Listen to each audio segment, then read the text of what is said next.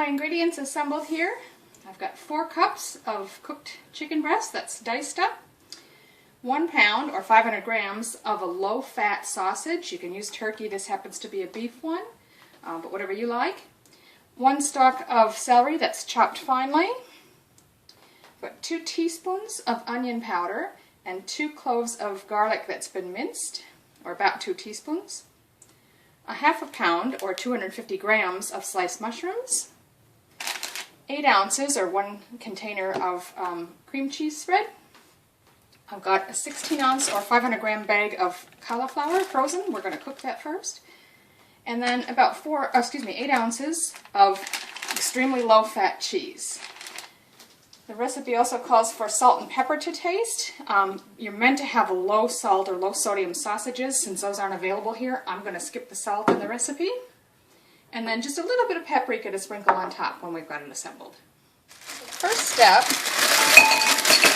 while I'm getting the other ingredients ready, is I'm going to pour the cauliflower into a microwave safe container and put that in for about 8 minutes to get it cooked. Okay, so while that's cooking, I'm just going to chop up my sausage. Now you can use sausage that's already ground or minced. These are the ones I happen to have, which are in a casing, so I'm going to try chopping them up.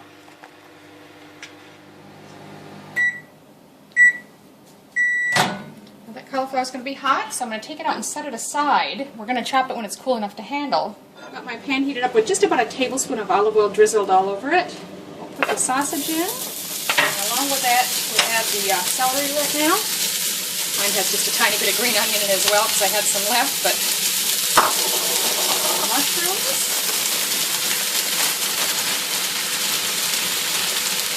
Onion powder. And the garlic. Stir that through and cook it until the sausage is browned. While that sausage is browning, I'm just going to come over here now and just roughly chop the cauliflower. It doesn't have to be real small, but you don't want huge chunks. As you can see, my sausage is pretty well browned. It is still going to bake in the oven, so it doesn't have to be 100% cooked through, but it's really well browned and the veggies are ready, so we're going to move on to the next step.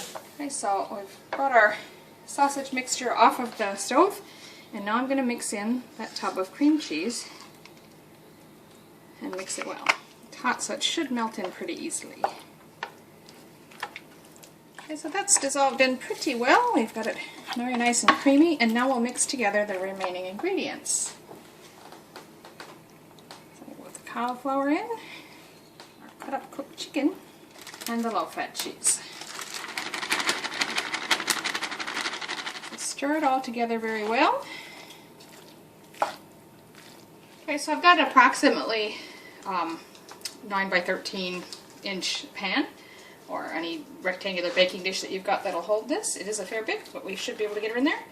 I've lightly sprayed it with cooking spray, just to make sure nothing sticks. So